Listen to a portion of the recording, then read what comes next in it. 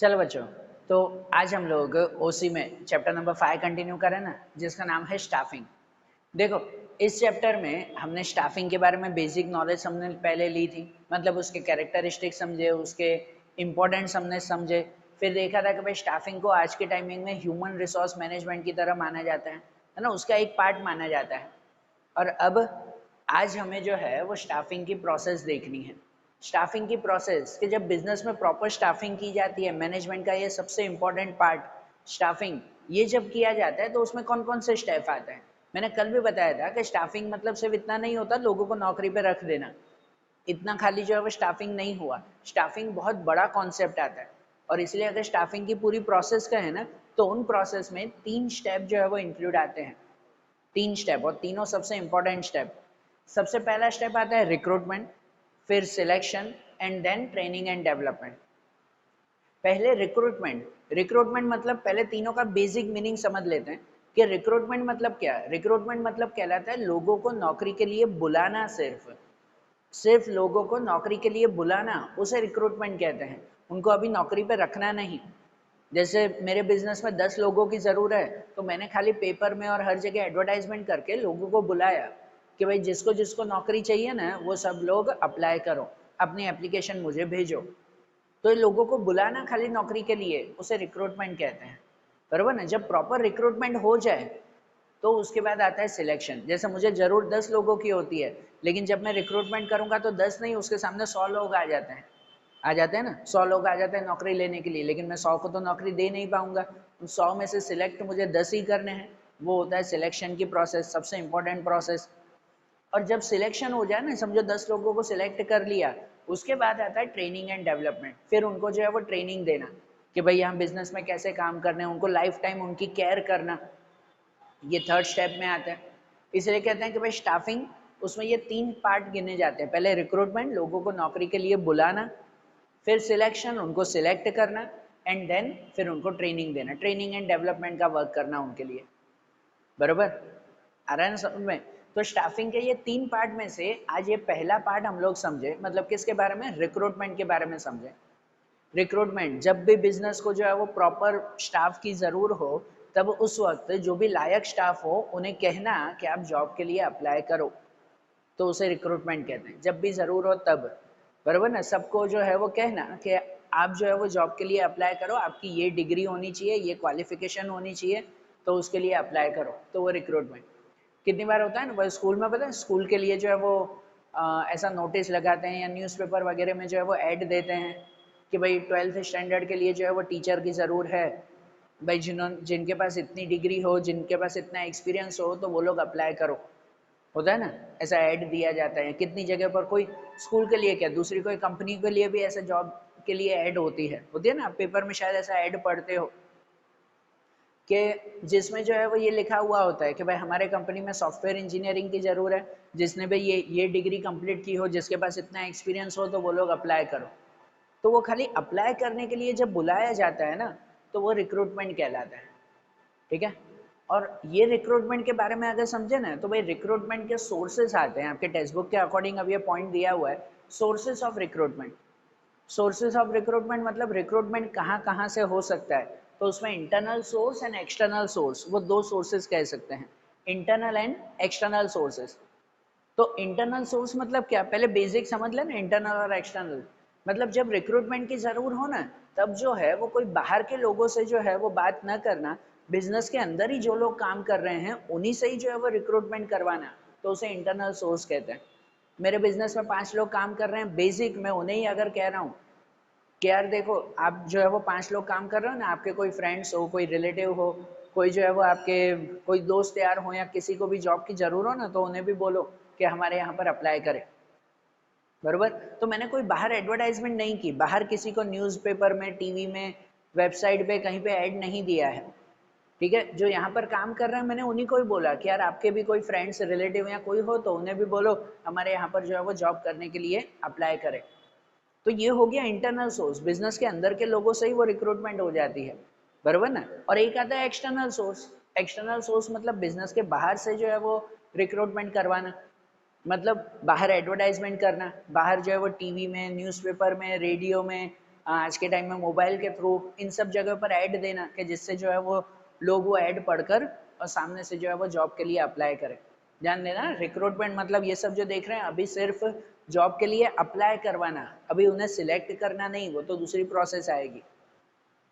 अभी तो सिर्फ जॉब के लिए अप्लाई करवाना, वो रिक्रूटमेंट कहलाया। तो उनमें ये इंटरनल और एक्सटर्नल सोर्स आता है ना। पहले इंटरनल के लिए अगर देखें तो एक आता है प्रमोशन, उनके सोर्सेज समझे ना, तो सबसे पहला आता है प्रमोशन। प्रमोशन ध्यान है ना कि भाई बिजनेस में जो है वो जब किसी को जो पोस्ट पे काम कर रहा हो उससे बड़ी पोस्ट पर जो है वो काम दिया जाए तो वो एक तरह का प्रमोशन कहलाता है। प्रमोशन इंटरनल सोर्स में आता है क्योंकि वो बाहर से कोई जो है वो नए इंसान को नहीं ढूंढ रहे हैं, अंदर ही जो है जो इंसान काम कर रहे हैं उसको नई पोस्ट पे रखा। मतलब समझो कि भाई बिजनेस में जैसे जो है वो बड़ी पोस्ट एक मैनेजर की पोस्ट है और मैनेजर की पोस्ट खाली हो गई क्योंकि पहले जो काम कर रहा था ना वो मैनेजर जो है वो रिटायर हो गया या और कोई प्रॉब्लम हो गई, वो मैनेजर की जगह खाली है। तो अब उसके लिए कहते हैं ना कि भाई जिसको भी मैनेजर की जॉब चाहिए वो सब लोग अप्लाई करो, बराबर। तो कितनी बार बाहर के लोगों को नहीं, अंदर ही बिजनेस में जो है वो एक लायक पर्सन था उसको ही कहा कि यार तुम ही जो है वो अब आगे से मैनेजर बन जाओ, उसे प्रमोशन दे दिया कि भाई तुम इस पोस्ट पे हो ना, आज से तुम्हारी मैनेजर की पोस्ट हुई। तो ये इंटरनल सोर्स ना, और इसमें भी ध्यान देना, फिर से वही बोल रहा हूँ, सिर्फ रिक्रूटमेंट है। प्रमोशन के वक्त भी खाली उसे कहा जाता है कि आप मैनेजर बन सकते हो, सिलेक्ट नहीं है। कितनी बार होता है कि समझो मैनेजर की पोस्ट खाली हुई तो उसके लिए जो है वो ये 3 लोग जो है वो लायक हैं जो मैनेजर बन सकते हैं, तो उन तीनों को कहते हैं कि आप फिर से एप्लीकेशन दो, फिर से एक बार इंटरव्यू दो, अगर आप सिलेक्ट हुए तो जो है वो आप मैनेजर बन सकते हो, बरोबर ना। ये अभी सिर्फ रिक्रूटमेंट करना है, ये ध्यान रखना माइंड में, ठीक है ना। तो भाई प्रमोशन करवाना, प्रमोशन करने से फायदा होता है कि जो पर्सन है उस पर्सन की जो है वो पोस्ट बड़ी होती है, सैलरी बड़ी हो जाती है, उसकी जो है वो अथॉरिटी और रिस्पॉन्सिबिलिटी भी ज़्यादा हो जाती है, बराबर ना। उसे एक मोटिवेशन मिलता है कि नहीं यार मुझे एक अच्छी बड़ी जॉब मिल रही है, ठीक है ना। तो इनडायरेक्ट वो भी फायदा उन एम्प्लॉयज़ को मिलता है। देन ट्रांसफ़र, इंटरनल सोर्स में दूसरा आता है ट्रांसफ़र करवाना। ट्रांसफ़र ध्यान है ना, जनरली जो है वो गवर्नमेंट में ऐसे ट्रांसफ़र्स बहुत होते हैं। वो होता है ना कि भाई एक प्लेस पर काम कर रहे हैं, अब उसे जो है वो दूसरी जगह ट्रांसफ़र करवा देना, और दूसरी पोस्ट पर जो है वो या दूसरी प्लेस पर उसे भेज देना, भले वो सिटी में ही हो या सिटी के बाहर भी हो सकता है वो ट्रांसफ़र। जैसे मेरी अगर यहाँ पर एक ब्रांच है, मैंने अपनी ही सिटी में दूसरी एक ब्रांच शुरू कर दी, और यहाँ पर जो लोग काम कर रहे हैं ना, यहाँ पर जो लोग काम कर रहे हैं उसी को ही मैंने जो है वो वहाँ ट्रांसफ़र करवा दिया। समझो मेरे यहाँ पर इस ब्रांच में 10 लोग थे तो 5 लोगों को वहाँ ट्रांसफ़र करवा दिया, बरोबर ना। और वो भी वहाँ ट्रांसफ़र करने से पहले फिर से वही, अब ये आखिरी बता रहा हूँ, हर स्टेप में वैसे ही होगा। वहाँ ट्रांसफ़र करने के से पहले भी उसका सिर्फ रिक्रूटमेंट होता है, सिलेक्शन नहीं। उन्हें कहा जाता है कि आप वहाँ जाओगे, अगर जाना चाहते हो उस पोस्ट पे जाना चाहते हो तो पहले आप भी इंटरव्यू दे दो, आप लायक हो तो वहाँ आपको भेजा जाएगा, बराबर ना। कितनी बार होता भी है कि भाई बिजनेस में पता ही होता है वो सालों से काम कर रहा है तो वो लायक है ही, तो रिक्रूटमेंट से ज़्यादा डायरेक्टली उन्हें सेलेक्ट किया जाता है कि हाँ भाई अब आप उस पोस्ट पे चले जाओ, वहाँ पे जो है वो ट्रांसफ़र आपका हो गया, बराबर ना। ये ट्रांसफ़र वो भी इंटरनल सोर्स से ही आता है, बाहर से कोई लोगों को सिलेक्ट करने की ज़रूरत नहीं पड़ती, अंदर ही जो लोग काम कर रहे हैं उन्हें जो है वो दूसरी जगह पर भेज दिया जाता है, सिटी में ही दूसरी ब्रांच में, या तो फिर जो है वो सिटी के बाहर भी होता है ना। गवर्नमेंट जॉब में कितनी बार पुलिस होते हैं या और कोई गवर्नमेंट ऑफिसर्स हो तो उनका ट्रांसफ़र हो जाता है भाई एक सिटी से दूसरी सिटी में, बरोबर। फिर आता है friends and relative of employees, जो मैंने पहले ही आपको एग्जांपल दिया, friends and relatives of employees. जो बिजनेस में ऑलरेडी एम्प्लॉयज़ काम कर रहे हैं उनके ही फ्रेंड्स या रिलेटिव्स को जो है वो बुलाना, बराबर, रिक्रूटमेंट के लिए बुलाना। भाई मेरे यहाँ 5 लोग काम कर रहे हैं, उन्हें कहता हूँ मैं कि भाई आपके दोस्त कोई जो है वो रिश्तेदार हो या और कोई हो उन्हें भी कहो कि वो भी जॉब के लिए अप्लाई करें, अगर भाई वो सिलेक्ट हो गए तो उन्हें भी जॉब दी जाएगी, ठीक है ना। तो कोई बाहर एडवर्टाइजमेंट करने की जरूरत नहीं पड़ती ना, रिक्रूटमेंट के लिए ये इंटरनल सोर्स में ही आ जाता है। देन रिकॉलिंग रीट्रेंच्ड एम्प्लॉयज, ये ध्यान देना, ये तो भाई सिंपल पॉइंट हमें भी ध्यान है, ये ध्यान देना है, रिकॉलिंग रीट्रेंच्ड एम्प्लॉयज। रीट्रेंच्ड मतलब कहलाते हैं भाई पहले निकाले हुए। कितनी बार होता है कोई भी मंदी की वजह से हो, कोई और कोई प्रॉब्लम, कोई भी दूसरे रीजन की वजह से कितनी बार जो है वो कोई एम्प्लॉयज को निकाल दिया जाता है ना, काम से निकाल दिया, लेकिन फ्यूचर में फिर जो है वो जब लोगों की जरूरत पड़ी ना तो दूसरे नए लोग जो है वो नहीं बुलाते, जिनको पुराना निकाल दिए हैं ना, पुराने जिनको निकाल दिए हैं उन्हीं को ही फिर से बुलाते हैं, रिकॉलिंग करवाने। भाई किसी एक को मैंने भाई पहले निकाल दिया था, भाई सॉरी अब मंदी चल रही है, अब हम काम नहीं दे सकते, लेकिन फ्यूचर में जब जरूर पड़ी तो फिर से जो है वो उन्हें फोन करना कि भाई आप पहले यहाँ जॉब करते थे ना, अभी जॉब जो है वो फिर से खाली, आप वापस आ सकते हो यहाँ पर, बरोबर ना। उनसे पूछना कि भाई ऑलरेडी हो सकता है वो भी और कहीं पे जॉब पे लग गए हो, पॉसिबिलिटी है ना, वो भी और कहीं पे जॉब पे लग गए, वो हमारे इंतजार में थोड़ी बैठेंगे, लेकिन उन्हें जो है वो एक सजेशन देना कि हमारे यहाँ पे भी जॉब खाली है, अगर आपको यहाँ आने की फिर से इच्छा है तो आप आ सकते हो, ठीक है। ये आता है रिकॉलिंग रिट्रेंच्ड एम्प्लॉयज, कोई भी रीजन से पहले निकाले हुए जो एम्प्लॉयज है ना उन्हें ही फिर से बुलाना, वापस बुलाना। देन प्रमोशन विद ट्रांसफर, ये दोनों, प्रमोशन भी जो है वो करवाना एंड ट्रांसफर भी करवाना, किसी को दूसरे जगह पर ट्रांसफर करवाना, साथ में प्रमोशन भी देना। भाई यहाँ पर मेरी इस ब्रांच में कोई पर्सन जो है वो लो पोस्ट पे काम कर रहा था, अब नई ब्रांच शुरू हुई तो वहाँ पे उसको ट्रांसफर करवाया, साथ में प्रमोशन भी दिया कि अब आप दूसरी ब्रांच में जाके काम करो और साथ में वहाँ बड़ी पोस्ट होगी आपकी, बरोबर। तो ये ट्रांसफर भी हो गया और प्रमोशन भी हो गया। ये भी इंटरनल सोर्सेज में ही आता है, कोई बाहर के लोगों को सिलेक्ट नहीं करते हैं, बुलाते नहीं हैं, बिजनेस के अंदर काम कर रहे हैं उन्हें ही प्रमोशन एंड ट्रांसफर देते हैं। And then waiting list, waiting list ये ध्यान देना, कितनी बार एग्जाम में ये अलग से पूछा जाता है वेटिंग लिस्ट के बारे में। वेटिंग लिस्ट हम लोग किसे कहते हैं, ये कहा जाता है कि कितनी बार जब रिक्रूटमेंट करते हैं ना, तब भाई जैसे मैंने बताया कि भाई जरूर मुझे 10 लोगों की है, लेकिन जॉब के लिए अप्लाई करने आ जाते हैं 100 लोग, बरोबर ना। 100 लोग वहाँ अप्लाई करने आ जाते हैं कि हमें भी जॉब चाहिए, मैं 100 को तो दे नहीं पाऊंगा, है ना, जॉब तो मुझे 10 को ही देनी है, बाकी सबको तो मना ही करना है मुझे। तो 100 लोगों का जब मैं सिलेक्शन करने जाता हूँ ना इस प्रोसेस में, तो सिलेक्शन करते वक्त 100 में से होते हैं भाई 40-50 तो ऐसे ही होते हैं जो उस जॉब के लायक ही नहीं है, किसी के लिए प्रॉपर डिग्री नहीं होती, किसी को और कोई प्रॉब्लम या कुछ भी हो, 40-50 को तो बिल्कुल मना करना पड़ता है। उसके बाद भी जो है वो कुछ लोगों को ना ही कहते हैं, लेकिन आखिरी में 10 के सामने 20 से 25 लोग ऐसे होते हैं एक्स्ट्रा कि जो लायक हैं, पर यार हम उसे अभी जॉब नहीं दे पा रहे हैं, वो बहुत लायक हैं, बहुत अच्छे हैं, लेकिन अभी जो है वो उसे जॉब नहीं दे रहे, क्योंकि अभी तो हम लोग सिर्फ 10 लोगों को ही जॉब देंगे, उससे ज़्यादा तो नहीं, बरोबर ना। अभी तो 10 को ही देनी है, दूसरे 10 दूसरे 15 लोग और भी लायक हैं, लेकिन अब तो जॉब नहीं दे पा रहे हैं ना, तो उनका नाम कंपनी क्या करती है, एक लिस्ट में लिख देती है कि फ्यूचर में अगर कभी हमें ज़रूर पड़ी ना, तो और कोई नए लोगों को नहीं बुलाएंगे, हमें पता है यही लोग लायक हैं, तो उन्हें ही हम लोग बुलाएंगे, है ना। एक लिस्ट जो है वो तैयार करती है, उसे कहते हैं वेटिंग लिस्ट, बरोबर ना। मैं कहीं पर अगर इंटरव्यू देकर आया, कोई कंपनी में अगर मैं इंटरव्यू देकर आया वहां पर, भाई उन्होंने मेरा सिलेक्शन नहीं किया, लेकिन मेरा नाम उन्होंने वेटिंग लिस्ट में लिख दिया कि हाँ ये लायक है, लेकिन यार अभी उसे जॉब नहीं दे सकते, अभी हमें प्रॉब्लम है, उस बिजनेस ने अभी मना कर दिया, यार अभी जॉब नहीं दे सकते, भाई लायक तो है वो, तो इसलिए उनका नाम वेटिंग लिस्ट में। अब उस कंपनी को अगर फ्यूचर में कभी जरूर पड़ी ना, तो वो पहले मेरा कांटेक्ट करेंगे कि आप एक बार इंटरव्यू देकर गए थे ना, आप यहाँ पे जॉब करोगे, बरोबर ना। हो सकता है वो पर्सन या मैं जो है वो और कोई जॉब में लग गया, और कोई काम में लग गया, लेकिन फिर भी वो मुझे सजेशन तो दे सकते हैं ना कि आप यहाँ पर काम करो, बरोबर ना। तो इसे कहते हैं वेटिंग लिस्ट, कि जब सिलेक्शन के वक्त सिलेक्ट हमें थोड़े से ही लोगों को करना है, लेकिन एक्स्ट्रा लायक लोग होते हैं जो जॉब के लायक हैं, लेकिन जॉब हम उसे दे नहीं पा रहे हैं, तो इसलिए उनका नाम लिखा जाता है वेटिंग लिस्ट में। आ रहा है ध्यान, बरोबर ना, ये वेटिंग लिस्ट कहलाती है। अब देखो ये सब जो चीजें कहलाई ना, वो कहलाई इंटरनल सोर्सेस। अब वैसे ही आते हैं एक्सटर्नल सोर्सेस।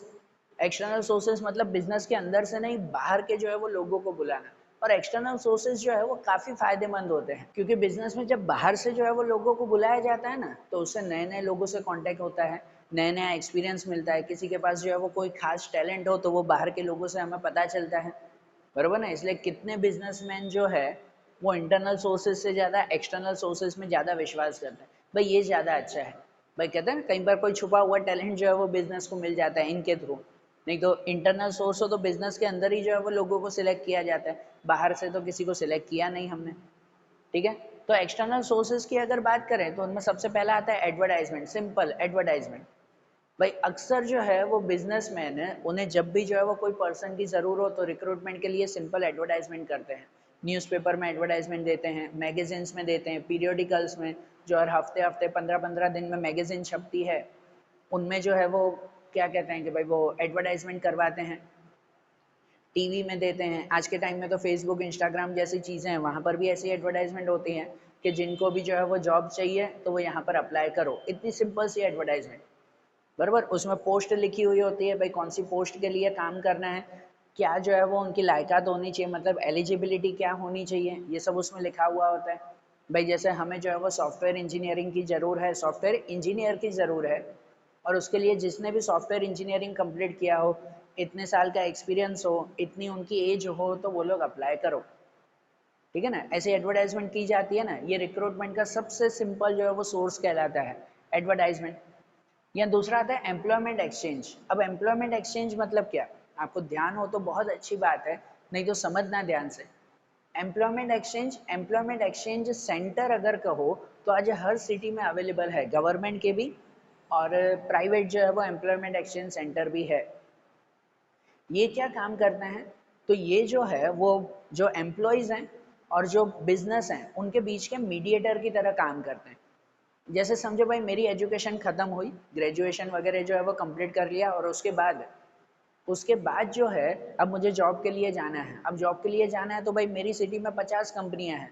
अब कौन सी कंपनी में जो है वो जॉब की ज़रूर है, क्या है, कोई एडवर्टाइजमेंट है नहीं है, कैसे पता चले। कितनी कंपनियां तो एडवर्टाइजमेंट करती ही नहीं है, इंटरनल सोर्स से काम करती है, बरोबर ना। तो भाई पता कैसे चले कि भाई कौन सी कंपनी में जॉब खाली है या नहीं। तब उस वक्त एम्प्लॉयमेंट एक्सचेंज सेंटर काम करते हैं। भाई मुझे हर कंपनी में भटकने नहीं जाना है, जो एम्प्लॉयमेंट एक्सचेंज सेंटर होगा ना मेरी सिटी का, मैं वहाँ पे अपना रिज्यूमे देकर आऊँगा, मतलब अपना बायोडेटा एप्लीकेशन वहाँ पे दे के आऊँगा कि देखो भाई मेरी ये पढ़ाई पूरी हुई, मेरी इतनी एज है, और मुझे जो है वो ये स्किल टैलेंट है, और मुझे इस पोस्ट के लिए काम चाहिए, बरोबर। इतनी एप्लीकेशन मैं उस सेंटर में देकर आऊँगा। और सेंटर क्या काम करता है, तो सभी बिजनेस के साथ, सभी कंपनियों के साथ कांटेक्ट रखता है। अब कोई कंपनी को अगर समझो भाई मैंने सॉफ्टवेयर इंजीनियर कंप्लीट किया है, ये डिग्री मेरे पास है, बाबा तो मैं एप्लीकेशन देकर आया, भाई कोई भी कंपनी में सॉफ्टवेयर इंजीनियर की जरूर हो तो आप मुझे बताना, ठीक है ना। ये एम्प्लॉयमेंट एक्सचेंज सेंटर में मैं बोल के आता हूँ। अब कोई कंपनी को अगर सॉफ्टवेयर इंजीनियर की जरूर है ना 50 कंपनियों में से, तो वो भी कांटेक्ट करते हैं इनका एम्प्लॉयमेंट एक्सचेंज सेंटर का। वो कहते हैं कि भाई आपके पास कोई एप्लीकेशन है जो सॉफ्टवेयर इंजीनियरिंग के लायक हो, बरोबर। तो उन्हें कहते हैं कि हाँ भाई इस पर्सन की है, और कंपनी कंपनी सामने से मुझे कांटेक्ट करती है कि भाई अगर आपको जॉब चाहिए तो आप यहाँ पर आकर अब एप्लीकेशन दे कर जाओ, फिर मुझे उस कंपनी में जाना है। समझ आ रही है बात। तो ये एम्प्लॉयमेंट एक्सचेंज सेंटर वो क्या काम करते हैं, एज अ मीडिएटर काम करते हैं। मीडिएटर वो एम्प्लॉयज़ को और बिजनेस को कनेक्ट करने का काम करते हैं। ना मुझे जो है वो हर दर दर भटकने की ज़रूर है, ना जो है वो कंपनी को भी दर दर भटकने की ज़रूर होती है, एडवर्टाइजमेंट करने की कोई ज़रूर नहीं। वो सीधा इस सेंटर के पास आ जाता है कि आपके पास कितनी एप्लीकेशन है मुझे बताओ, हम उनका कॉन्टेक्ट करेंगे। समझ आ रही है बात।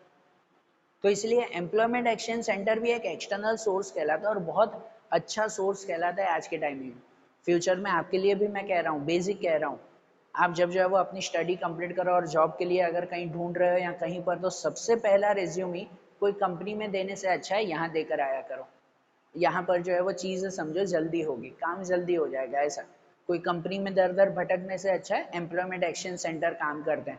हर सिटी में गवर्नमेंट और प्राइवेट ऐसे सेंटर्स होते हैं, बराबर ना। कंपनी सीधा इनसे कांटेक्ट करती है, और जो भी लोग अगर लायक उन्हें लगे तो उन्हें सामने से वो कांटेक्ट करती है कि भाई आप यहाँ पर आकर अब एप्लीकेशन देकर जाओ, ठीक है। इनके बाद एक्सटर्नल सोर्स में आते हैं एजुकेशनल इंस्टीट्यूशंस। एजुकेशनल इंस्टीट्यूशंस मतलब बड़े बड़े कॉलेजेस हैं, यूनिवर्सिटीज़ हैं। अब तो कंपनी डायरेक्ट वहीं से ही जो है वो रिक्रूटमेंट करती है ना, सीधा वहीं रिक्रूटमेंट करती है ना। हम सबको ये ध्यान है कि भाई हमेशा बड़ी बड़ी कॉलेजेस और यूनिवर्सिटीज़ में जब उनका ईयर एंड होता है, मतलब पूरा कोर्स जब खत्म होने वाला हो, बैचलर डिग्री मास्टर डिग्री जब खत्म होने वाली हो, तो कंपनी सामने से जो है वो वहाँ पर इंटरव्यूज़ लेने आ जाती है, समझो रिक्रूटमेंट करने के लिए आ जाती है, और वहाँ से जो है वो स्टूडेंट्स को सिलेक्ट कर लेती है। कहते हैं ना भाई आपका जो है वो कोर्स कंप्लीट हो उससे पहले जो है वो कितनी बार आपको जॉब मिल जाती है, सिलेक्शन भी हो जाता है। रिक्रूटमेंट तो ठीक, सिलेक्शन भी वहाँ पर हो जाता है फिर, ठीक है। कितनी सारी मूवीज़ में देखा है ना ये, है ना, देखा है ना। हाँ, आपके माइंड में वो आ गई है सब मूवीज़ के। हर मूवीज़ में आपने देखा है कि भाई कैसे कॉलेजेस में जो है वो कंपनीज आकर वहाँ पर सिलेक्ट करती है। हमारे इंडिया में बड़ी बड़ी कॉलेजेस हैं, आईआईएम और आईआईटी जैसी कॉलेजेस हैं, ठीक है ना। वहाँ पर ऐसी ये प्रोसेस होती है, ये रिक्रूटमेंट की प्रोसेस होती है। और अब तो हर कॉलेजेस में है, इतनी सारी कंपनियां हैं, हर कॉलेज में हमेशा एक आध कंपनी तो आती ही आती है वहां पर रिक्रूटमेंट करने के लिए, ठीक है। तो एजुकेशनल इंस्टीट्यूशन वो भी बिजनेस के लिए एक्सटर्नल सोर्स कहलाता है, वहां से वो स्टूडेंट को या एम्प्लॉयज को सिलेक्ट करते हैं। Then trade unions, trade union क्या कहलाता है, कहते हैं कोई भी पर्टिकुलर टाइप का बिजनेस चलता हो ना, तो उन बिजनेस का पूरे मार्केट में एक यूनियन बना हुआ होता है। जैसे अगर हम लोग बात करें ना, तो भाई हमारे सूरत में, अहमदाबाद में टेक्सटाइल का बहुत बड़ा काम है ना, सूरत में भी है, अहमदाबाद में भी है, टेक्सटाइल का बहुत बड़ा काम है। और उस टेक्सटाइल की, जैसे सूरत में पूरी टेक्सटाइल इंडस्ट्री है, तो उन टेक्सटाइल इंडस्ट्री की पूरी एक यूनियन बनी हुई है, बराबर ना, वो टेक्सटाइल यूनियन कहते हैं उन्हें।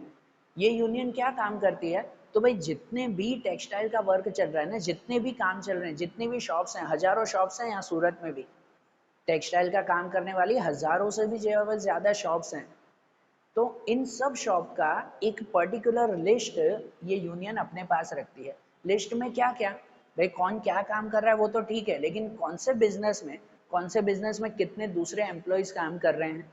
जैसे मेरा अगर टेक्सटाइल की शॉप है ना वहाँ पे, तो ट्रेड यूनियन के पास मेरी इन्फॉर्मेशन रहेगी कि भाई इस बिजनेस में 5 लोग काम करते हैं, बराबर ना, इन 5 लोगों का ये नाम है, ये कॉन्टैक्ट नंबर है, इतनी एज है, इतने साल से इस बिजनेस में काम कर रहे हैं। और इवन इवन अगर कोई एम्प्लॉयज़ कोई बिजनेस में से निकल जाते हैं ना, तो वो इन्फॉर्मेशन भी ट्रेड यूनियन के पास रहती है कि यहाँ पर पहले 5 लोग काम करते थे, उसमें से 2 लोग निकल गए हैं अब, बराबर ना, ये कॉन्टैक्ट भी उनके पास रहता है।